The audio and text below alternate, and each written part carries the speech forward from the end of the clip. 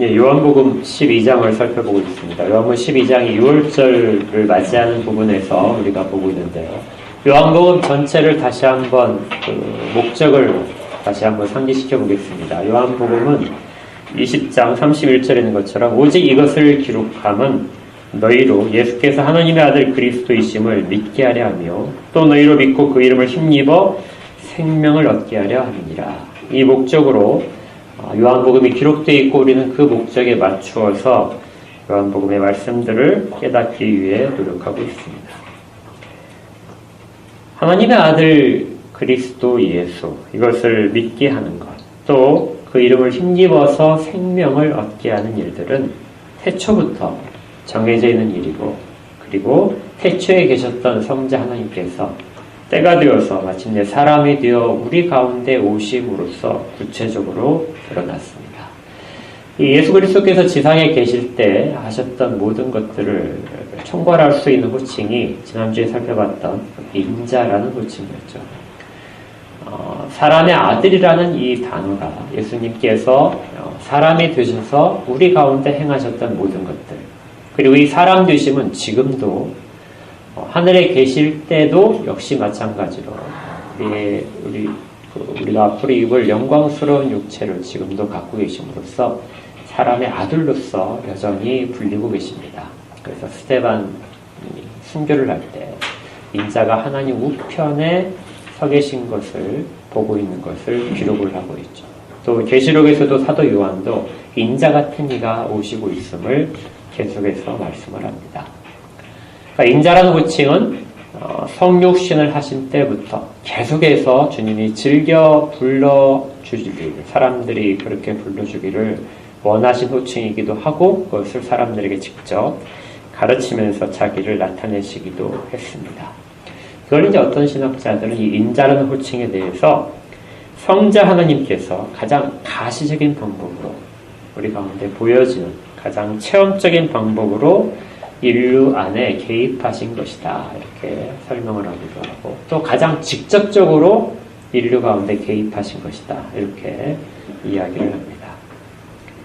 그런데 이제 그 예수님께서 자기를 인자라고 하시면서 우리 지난주에 살펴본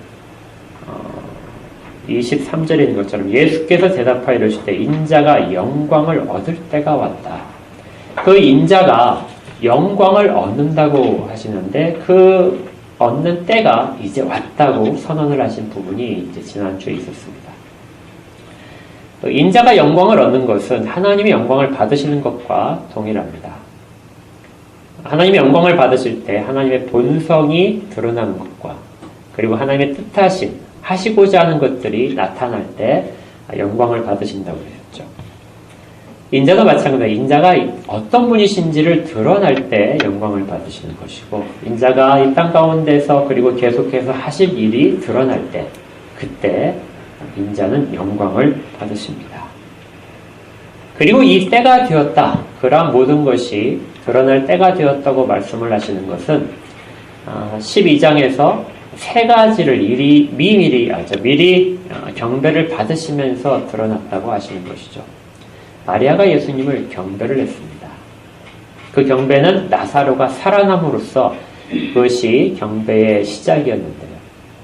이걸 통해서 생명을 주시는, 나는 부활이 올 생명이라고 말씀하시는 예수님의 그 어떤 본성적이고 사역적인 부분이 나사로를 살림으로써 나타났기 때문에 마리아가 그 모든 경배를 드리고 있는 것이죠.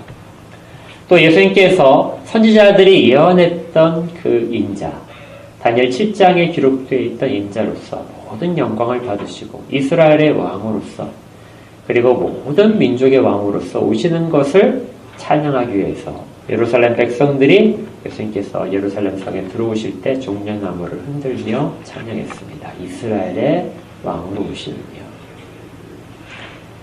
또 예루살렘에 예배하러 왔던 헬라인들이 그 중에 몇 사람이 성전에 가지 않고 예수님을 찾아옴으로써 참다운 성전 되신, 참다운 모든 죄를 사하시고 민족적인 구분을 없애시는 모든 민족의 구주로서의 예수님을 경배하러 찾아왔던 장면까지 있었죠. 그리고 그 일을 보시면서 예수님께서 제자들에게 말씀하신 것이 인자가 영광을 얻을 때가 되었다. 이제 인자의 모든 본성들, 인자가 어떤 분이신지를 다 드러낼 때가 되었고 인자가 하시는 일을 다 나타낼 때가 되었다고 말씀을 하신 겁니다. 이것은 첫 번째로 이 때는 인자가 영광을 받는 때이죠. 모든 사람들이 예수님 앞에 그를 경배하기 시작하는 때, 이때가 이 영광의 때입니다. 지난주에 우리가 이 부분을 좀 자세히 다뤘기 때문에 오늘은 다루지 않고 두 번째 이 때에 대해 관한 것을 살펴보겠습니다. 첫 번째가 영광의 때라고 생각을 하고 모든 사람이 경배하는 때인데요. 예수님은 이 때를 다른 의미와 연결시킵니다. 그것이 뭐냐면 고난을 받으시는 때죠. 이 때는 죽음의 때입니다. 영광을 받으시는데 이 영광을 장례와 연결시키는 것이죠. 마리아가 그 모든 경배를 드렸을 때 내 장례를 위하여 준비되었던 것이다. 이렇게 선언을 하시면서 영광은 죽음과 늘 항상 함께 있게 됩니다. 이 부분이 다른 공간복음서와 조금 다른 부분이에요. 공간복음서에서도 이 때에 대한 이야기가 나옵니다. 그러나 이 때에 대한 이야기가 예수님께서 겟세마네 동산에서 잡히시기 바로 전에 목요일 날이죠. 목요일 날 기도하시던 그때 내 때가 되었다고 말씀하시는 그 부분에서 등장을 합니다. 그러니까 고난과 영광을 공간복음서에서 좀 구분하는 그런 것이 있어요. 그래서 고난을 겪고 나셔서 영광을 받으시는. 그래서 내 때는 고난의 때라는 그런 것이 아주 강하게 나옵니다. 그러나 요한복음은 좀 다르게요. 이 고난의 때는 영광의 때와 구별되지 않고 동시에 작용을 합니다. 이것이 어떻게 나오냐면 예수님께서 인자가 영광을 받을 때라고 하시면서 즉시 말씀하신 한 알에 밀이 떨어져서 땅에 썩으면 그렇게 썩는 것을 통하여 많은 열매를 맺는 것으로 그 영광과 고난을 같이 묶으시는 것이죠. 우리가 이것을 십자가라고 흔히 말을 할 수 있습니다. 십자가의 고난은 영광과 함께 있습니다. 그런데 이렇게 예수님께서 제자들에게 가르치셨는데 그 다음에 오늘 본문으로 보게 되면 정말 뜻밖의 행동을 하세요. 27절에 지금 내 마음이 괴로우니 무슨 말을 하리요?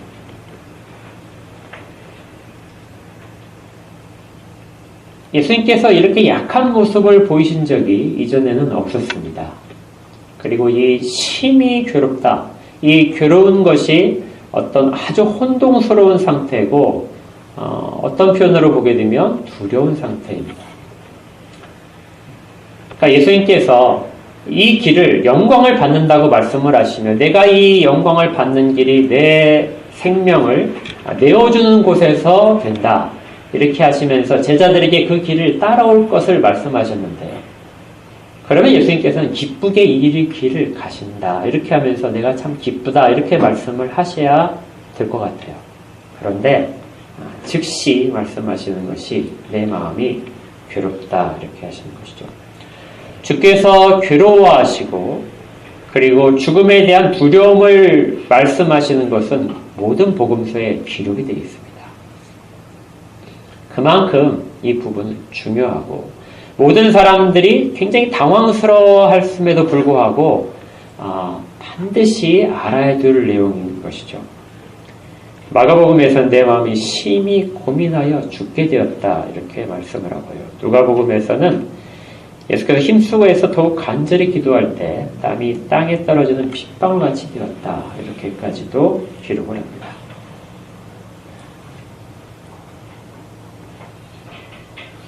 이 모든 것들을 속에서 예수님은 왜 이렇게 급격한 변화를 보이셨을까요? 영광 속에서 고난을 말씀하시면서 그 고난의 성질이 어떤 것인가를 드러내시고 계십니다. 십자가의 때는 그래서 우리가 볼 때 그냥 고난과 영광이라고 표현하기엔 너무나 부족하고 최고의 영광, 주께서 인자로서 받으시는 최고의 영광을 이 세상 가운데 계실 때 받으심과 동시에 최고의 고난을 받고 계시는 것이죠. 그리고 요한복음에서는 이 고난이 십자가에 달리실 때에 일어나는 고난이 아니고 지금 앞으로 며칠 남았어요. 그런데 며칠 전부터 이 고난 속에서 아주 심각하게 고뇌하고 계셨다는 것을 들려주고 있습니다. 앞에서 주님께서 사람이 나를 섬기면 내 아버지께서 그를 귀히 여기실 것이다 말씀을 하셨어요. 그렇다면 아들을 섬기는 자를 아버지께서 귀하게 여기신다면 아들은 얼마나 귀할까요?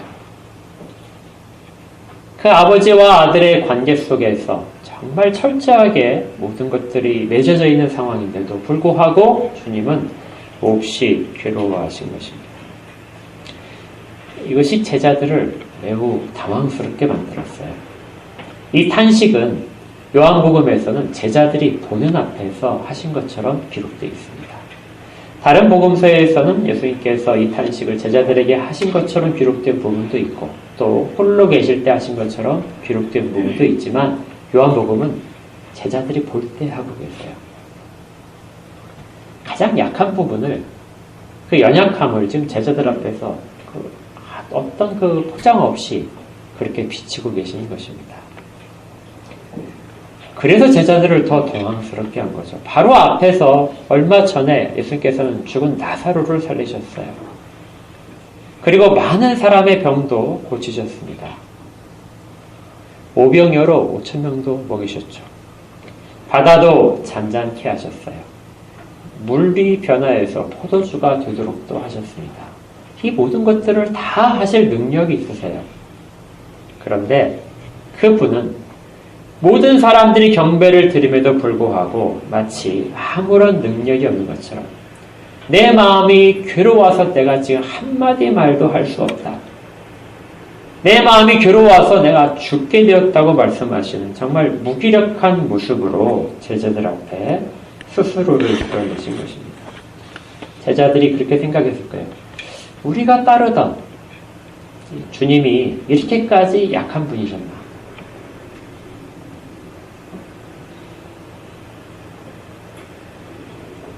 주님께서 이 부분을 제자들 앞에서 정말 모두를 다 드러내신 것은 반드시 나타내야 될 이유가 있었기 때문입니다.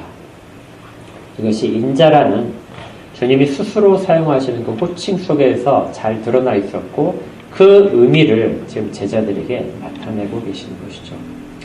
인자는 주님께서 이 땅 가운데 참 사람이었음을 나타내는 호칭의 대표적인 것으로도 이해될 수 있습니다.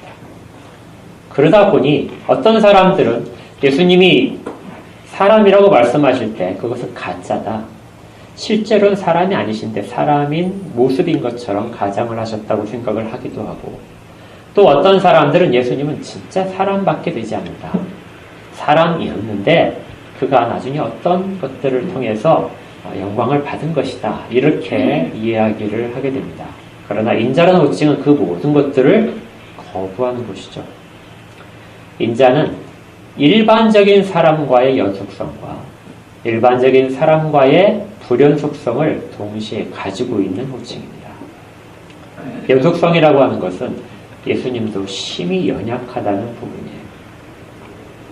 완전한 인간이시기에 예수님은 줄이기도 하셨고 피곤하시기도 하셨습니다. 그래서 육체적인 어떤 부분을 늘 드러내셨어요.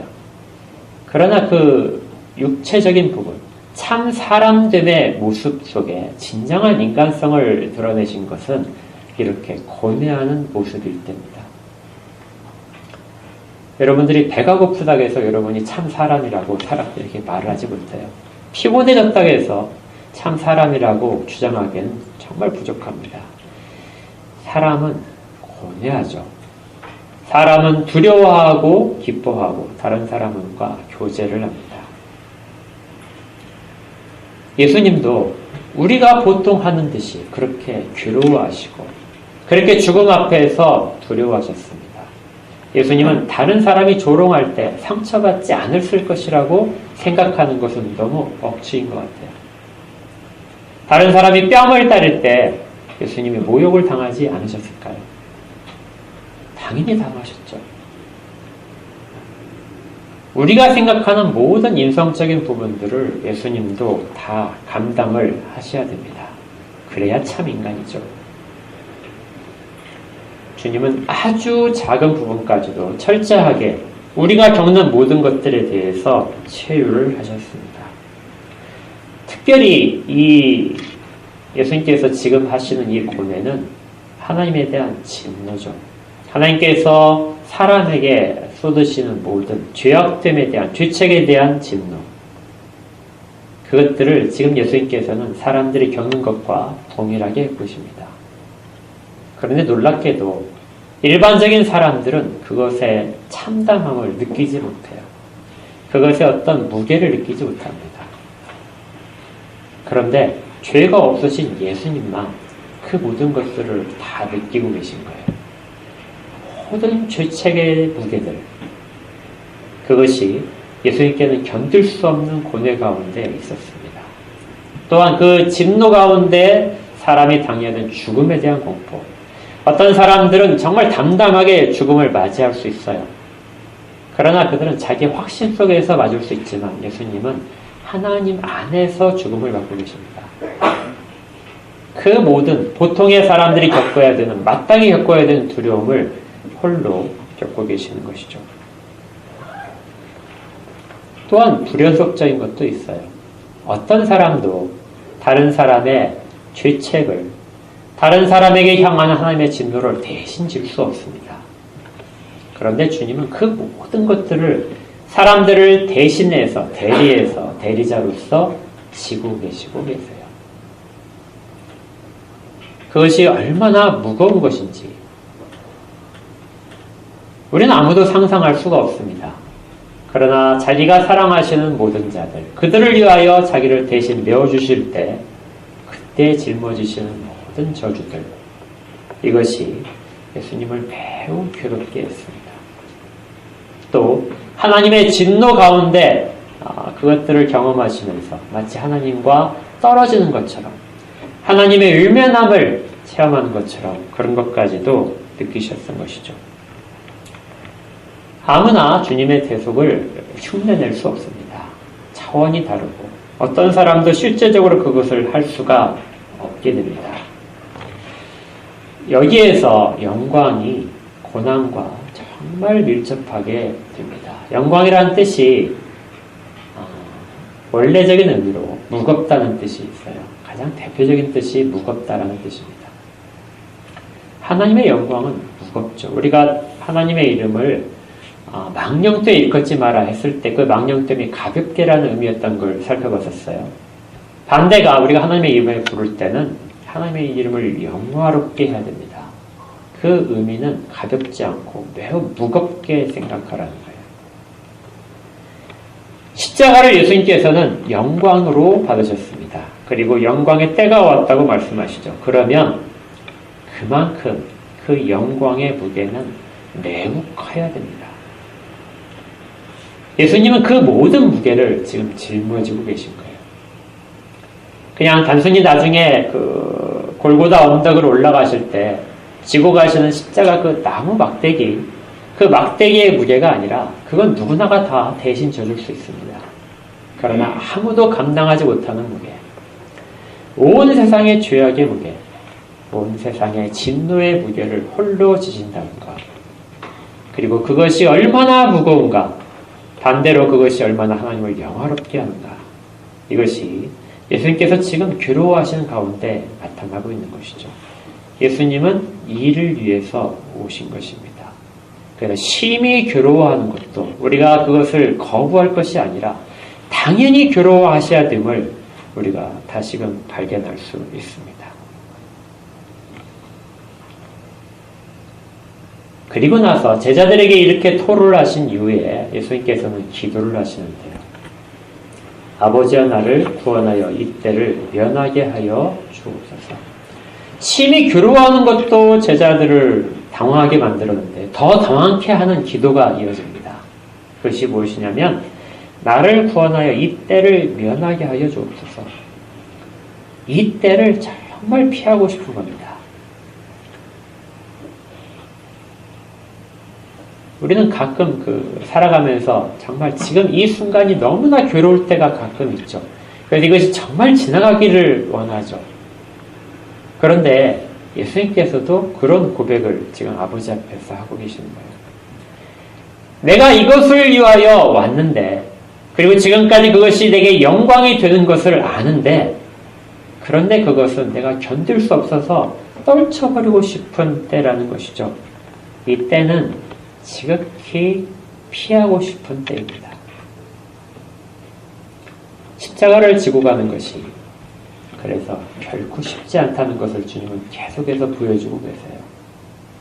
그것이 영광의 길이긴 한데 아무도 그것을 자기 힘으로 갈 수 있는 것이 아니라는 것을 예수님은 지금 말씀하시고, 그래서 아버지께 구합니다. 내가 정말 괴로우니 이 괴로움을 면할 수 있도록 나를 구원하여 이 때를 면하게 하여 주옵소서.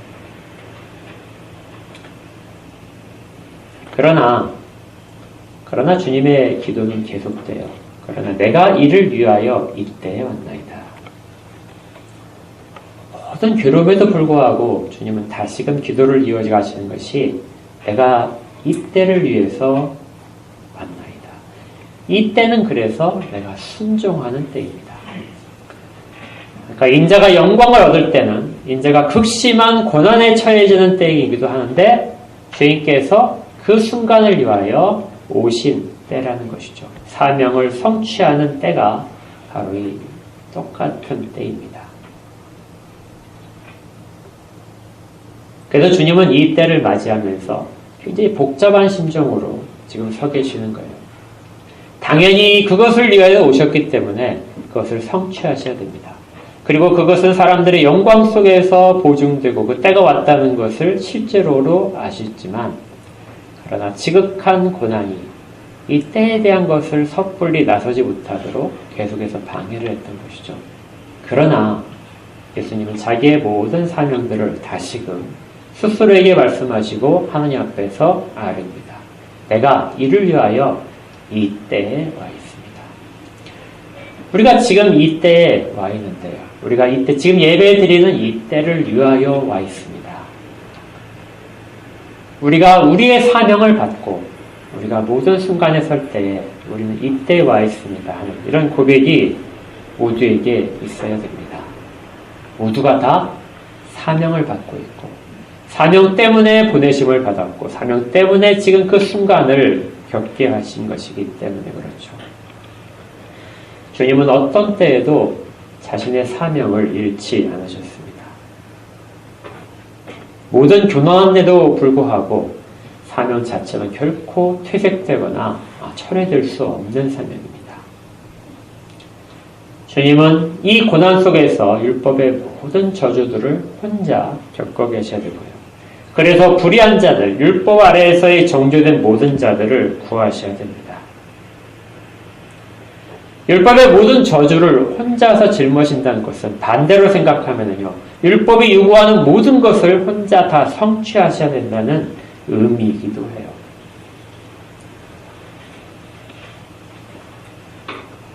하나님을 사랑하는 것, 마음과 뜻과 정성과 목숨을 다하여 사랑하는 것, 그리고 그와 동일하게 이웃을 사랑하는 것, 이것을 참으로 성취하시는 것이 주님이 지금 자기의 사명을 깨닫는 것입니다. 그걸 바탕으로 해서 자기의 생명을 다른 사람들에게 주시기로 하는 것, 이걸 위하여 내가 지금 이 때에 와 있습니다. 지금 내가 그 일을 하고 있습니다. 말씀을 하시죠.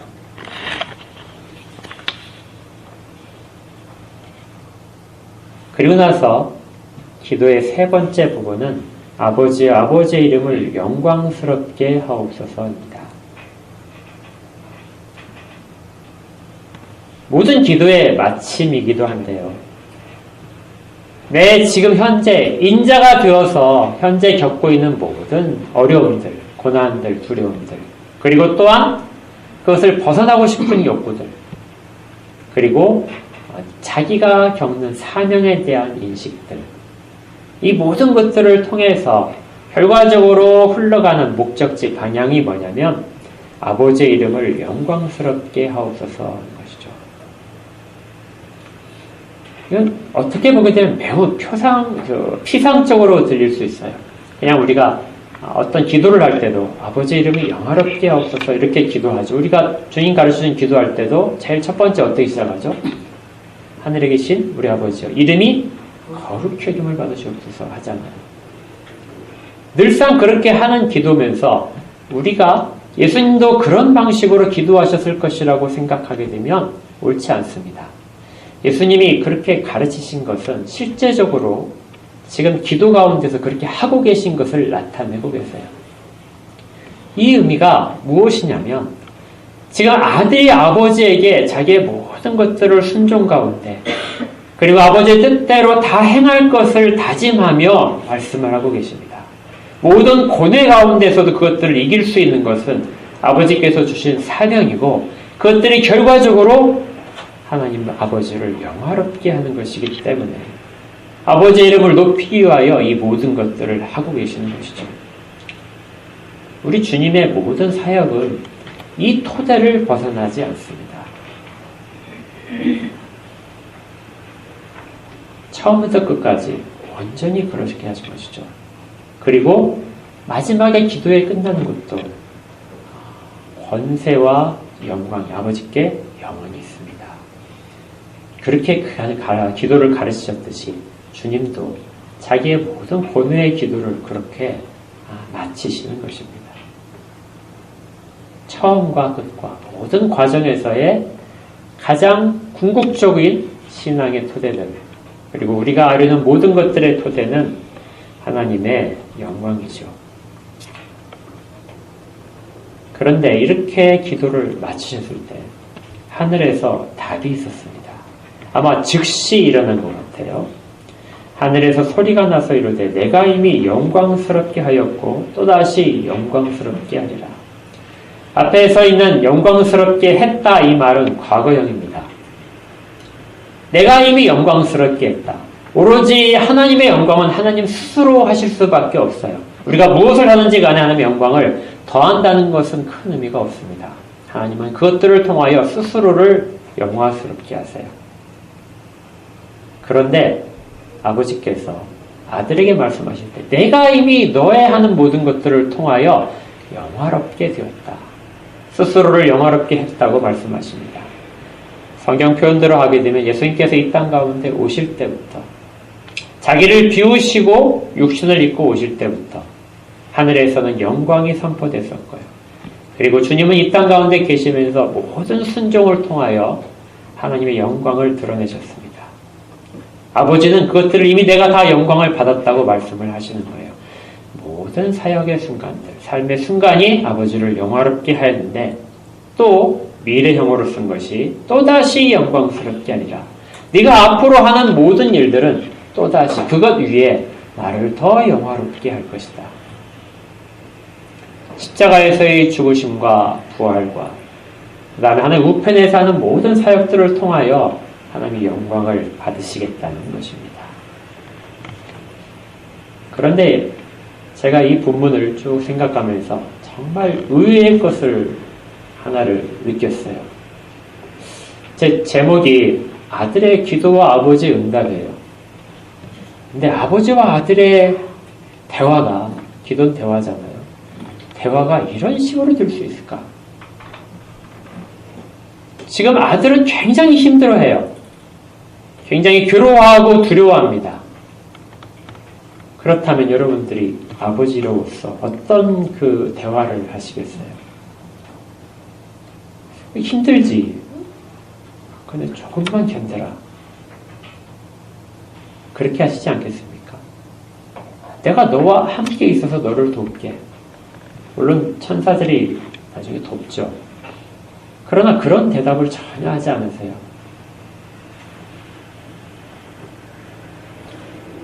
모든 대화는 무엇으로 되어 있냐면요. 영광으로 되어 있습니다. 아버지의 이름을 영광스럽게 하옵소서. 그리고 아버지는 아들로부터 네가 나를 영화롭게 했다. 그리고 앞으로도 나를 계속해서 영화롭게 할 것이라고 말씀을 하십니다. 이 부분이 매우 낯설고 우리로서는 이해할 수 없는 아버지와 아들의 관계인 것이죠. 여러분들이 하나님과의 관계 속에서 하나님을 정말 영화롭게 하는지, 이것은 아버지가 아들에게 보여줄 수 있는, 그리고 아들이 아버지에게 나타낼 수 있는 최고의 관계의 표현들입니다. 우리로서는 감히 상상할 수 없을 정도의 것이죠. 그런데 이것을 나타내 보이시고 우리에게 가르치십니다. 소요문답에서 제1문이 무엇이죠? 사람의 제일 가는 목적이 무엇입니까? 하나님을 영화롭게 하는 것이죠. 하나님께 영광을 드리는 겁니다. 그리고 그 속에서 뭐예요? 즐거워하는 것이죠. 이것은 그냥 피상적인 우리가 말로써 어떤 하는 것이 아니라 실제적으로 깊은 관계 속에서만 고백할 수 있는 지극한 사랑의 표현입니다. 전혀 떨어질 수 없는, 어떤 거에도 불구하고 부인할 수 없고 우리의 존재 자체를 다르게 희석시킬 수 없는 가장 깊은 관계, 이것이 하나님의 영광이라는 단어 속에 있는 것이죠. 너를 사랑한다는 표현보다 네가 나를 영화롭게 한다는 표현이 더 깊은 사랑의 표현이고 더 깊은 위로의 표현입니다. 왜냐하면 우리는 그것을 위해서 왔기 때문에 그렇죠. 그러나 우리는 주님과 주신 기도를 할 때마다 이것을 생각하지는 않습니다. 정말 깊은 관계 속에서의 고백, 정말 주 앞에 드리는 모든 신뢰함, 그리고 지극히 그분에 의지하고 그분만이 우리의 모든 것이 향하게 되는 그 상황 속에서의 영광을 받으시옵소서. 이것 말고 우리는 정말 피상적으로, 표면적으로만 많은 것들을 하고 있는 것이죠.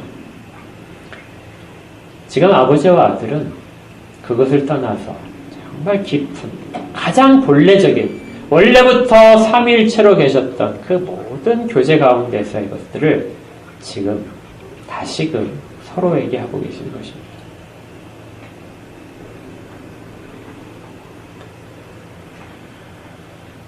그런데 이것은 사실은 이 성경에 기록될 필요가 없었던 부분이에요. 아들이 아버지를 영화롭게 하는 것, 성경에 기록을 할 필요가 있었을까요? 아버지가 네가 나를 영화롭게 했다는 말도 사실은 할 필요가 없어요. 예수님은 모든 부분에서 그렇게 하시고 한순간 그걸 떠나신 적이 없으니까요. 아들을 위로하시기 위해서 그런 대답을 하실 필요가 전혀 없습니다.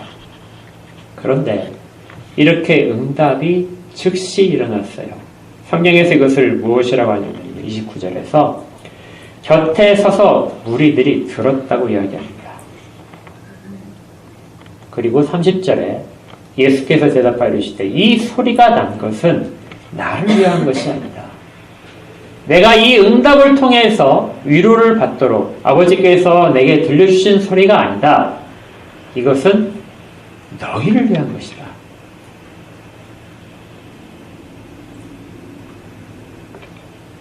그래서 지금까지 예수님께서 하신 내용들을 모두 보게 되면 사실은 아버지와 아들 사이의 모든 지극히 깊은 관계를 제자들에게 보여주시는 것으로서 하고 계셨다는 것을 알 수 있습니다. 지금 내 마음이 괴로우니 내가 무슨 말을 하겠느냐. 이 때를 면하게 해주소서. 이런 기도 내용도 제자들 앞에서 하셨어요. 제자들에게 한 알에 밀이 떨어져 땅에 썩지 않냐면 아무것도 맺을 수 없다는 말씀도 예수님께서 가진 십자가의 길을 설명하시는데 제자들에게 하고 계신 것입니다. 설명을 하면서 하고 계시고요. 설명을 하면서 기도하고 계시고 제자들에게 보여주시면서 하나님도 아버지도 응답하고 계시는 것이죠. 그래서 우리는 이제 이 주께서 말씀하신 이 때가 무엇인지 하는 의미를, 숨어있는 의미 하나를 살펴볼 수 있습니다. 주님이 영광을 받으시는 때이기도 하고 고난을 받으시는 때이기도 한데, 그런데 제자들에게 이제 십자가의 길을 설명하시는 때이기도 합니다. 그리고 십자가의 그 길에 있는 모든 것들을 보여주시는 때인 것이죠. 요한복음은 이때부터 이제 제자들에게 모든 것들을 집중해서 가르치십니다. 예수님의 모든 초점은요, 제자들에게 가 있는 거예요. 십자가는 주님이 홀로 가시는 길이지만 그 길을 다른 제자들이 보고 따라올 수 있도록 하시는 것입니다. 그래서 이런 의문이 제가 말씀을 묵상하면서도 들었었어요. 왜 예수님은 나중에 부활하신 다음에 제자들 앞에 다시 나타나시잖아요. 그리고 직접 앞에서 가르쳤던 모든 내용들을 다시 가르치십니다. 또한 나중에 성령께서 그 모든 가르치신 내용들을 생각나게 하시죠. 더 분명하게 우리가 성경 말씀을 읽을 때 아까 찬양한 것처럼 우리 마음에 빛을 비춰주옵소서. 성령님께서 빛을 비춰주셔서 모든 것들을 깨닫게 하실 거예요. 그렇다면 제가 생각하기에는 그렇다면 나중에 어차피 가르치실 것인데 지금은 아무리 얘기해도 사람들은 십자가의 길을 알 수 없습니다. 하나의 길이 땅에 떨어져서 죽는 거에 대해서도 아무도 몰라요. 그리고 그저 나중에는 두려움에 사로잡혀서 떠날 것입니다. 그런데 예수님은 지금 알아들을 귀가 없는데 지금 말씀하고 계세요. 제가 말씀 묵상하면서 주님 왜 그렇게 알아듣지도 못하는 것을 말씀하십니까? 이 마치 초등학생한테 미적분을 이야기해 주는 것 같아요. 전혀 들어도 깨닫지 못하고 다른 행동을 할 텐데 왜 그렇게 하십니까?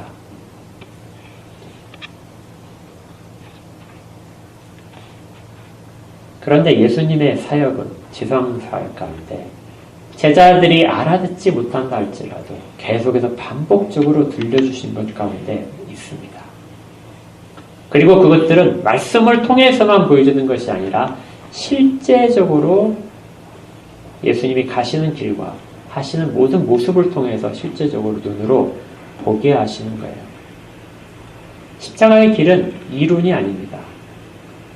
실제이고요. 그것은 눈으로 보아야 되는 길입니다. 나중에 부활하셨을 때 예수님께서 이런 말씀을 쭉 하셨다면은 제자들은 그것이 정말 영화로운 길인 것을 알긴 알 거예요. 그러나 그 모든 고뇌에 대해서는 깨닫지 못할 겁니다. 그리고 막상 고뇌에 취했을 때는 모든 제자들이 다시 쓰러졌을 거예요. 그러나 예수님은 이 모든 것들이 계획된 것이고 계획 속에서 수행되는 것이고 그리고 정해진 목적대로 결론이 날 것이라는 것을 미리 말씀을 하십니다. 이것은 계획된 일이에요. 조금 어려운 말로 이것을 해석된 일이라고 합니다. 이 표현은 우리가 좀 기억해도 좋을 것 같아요. 해석된 일. 지금 눈에 보이는 모든 일들은 예수님이 설명하심으로써 해석된 일들입니다. 왜 성자께서 이 땅 가운데 오셔야 되는지, 왜 이 땅 가운데서 사람이 되셔서 걸으셔야 되는지, 그리고 온갖 조롱과 욕을 피우면서 그 고뇌 속에서 죽음의 길을 가셔야 되는지, 이 모든 내용들은 해석이 이미 되어 있다는 것이에요. 그것이 어디에서부터 기원을 했는지, 어떤 과정을 거쳐가는 것인지, 어떤 결론을 향해 가는 것인지, 그 과정들이 다 해석되어서 제자들에게 이미 들려지고 있다는 것입니다. 그래서 성령께서는 나중에 이 모든 해석된 것들을 그것이 파편화되지 않고 연결이 될 수 있도록 우리 가운데 빛을 주시는 것이죠. 성령님이 우리를 감동하시면은 성령의 지식이 아무것도 없는 상태에서 갑자기 깨달아지는 것은 아닙니다. 우리가 했던 모든 경험들이 예수 그리스도께서 원하시는 방향으로 다 그렇게 잡혀 있는 것은 아니에요. 성령께서 하시는 것은 이미 우리가 경험했던 것들, 말씀들이 마치 다 연결되어 있는 것을 보게 하시는 것이죠. 그것이 얼마나 찬란했는지를 보게 하는 겁니다. 그래서 우리가 지식적으로 알고 있고 말씀을 통해서 배우고 또 개인적으로 신앙생활을 하면서 체험하는 모든 것들은 이렇게 따로따로 떨어진 것이 아니라 처음부터 연결된 상태로 주어져요. 마치 여러분들 진주 목걸이를 예를 들면 진주 목걸이를 여러분들이 아마 가지신 분도 계실 거예요. 진주 목걸이에 진주가 여러 개가 있고 그리고 이제 줄도 있죠. 그것들이 다 따로따로 있다가 어느 순간에 이렇게 다 연결시키는 그것이 우리의 역할이다. 성령께서 하신 역할이라고 생각할 수 있는데요. 그렇지 않습니다. 처음부터 우리는 정말 귀한 진주 목걸이를 받았어요. 예수님께서는 제자들에게 그것을 다 주셨습니다. 그러나 그것을 진주 목걸이를 깨닫지 못하는 거예요. 그 값어치를 깨닫지 못하다가 성령께서 우리 가운데 오심으로 말미암아 그것들을 알게 되는 것이죠. 그래서 우리의 능력이 아니고요. 주께서 이미 주신 것에 근거를 하게 됩니다. 이 모든 것들이 이루어지는 것들은 제자를 위한 것이고요. 그래서 주께서 이 모든 것들을 이루시면서 하시는 것은 실제 제자들이 겪는 현실적인 모습입니다. 이건 실시간으로 경험해야만 되는 거예요.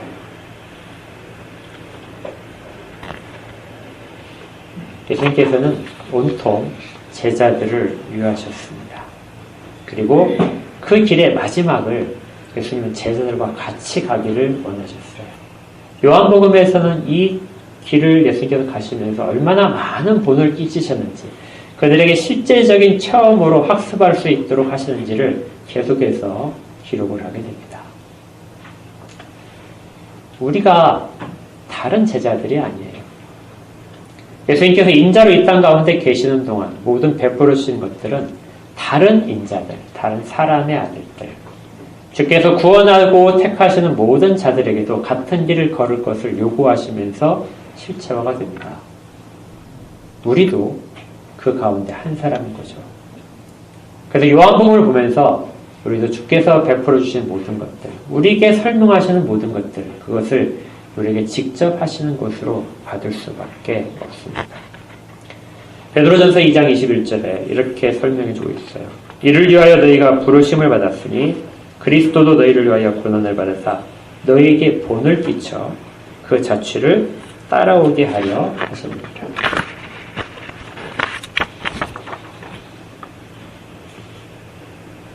단순한 지식의 전달이 아니고 함께 갔던 길이고, 그리고 또 그것들을 다 보면서 우리가 앞으로 가야 할 길을 미리 본 것입니다.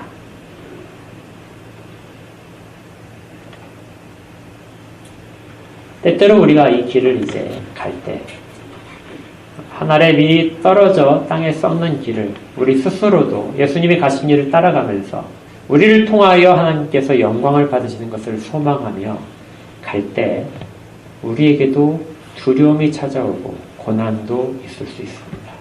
때로는 모든 것들을 포기하고 이 길이 우리에게서 떠나기를 그렇게 간구할 수도 있어요. 그러나 주님께서는 그것이 끝이 아니고 자기의 사명을 깨닫는 대로 나가기를 원하십니다. 나는 무엇을 위하여 이 땅 가운데 있고 무엇을 향하고 있으며 내가 지금 겪는 이 순간에 이때는 무엇과 연결이 되어 있는가? 주님은 이미 우리를 십자가의 길로 초대를 하셨습니다. 그리고 그 길을 함께 걷고 계십니다. 나중에 우리가 주님 앞에 다시 만날 때까지 이 길은 끊이지 않을 거예요. 지금은 대단히 미흡합니다.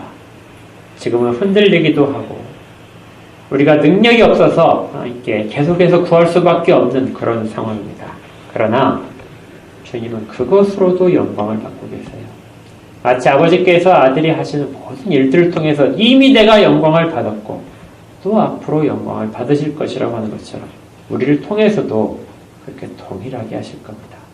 작은 일이 하나님의 영광과 아무런 관계가 없다고 그냥 무시하지 마십시오. 우리가 흔들릴 때 그것이 하나님의 영광과 관계가 없다고 그렇게 생각하지 마십시오. 모든 것들을 통하여 아버지는 우리로부터 영광을 받으십니다. 왜냐하면 아들이 우리와 함께 계시기 때문이에요. 끝까지 주님을 따라가는 이 삶이 되시기를 축복합니다.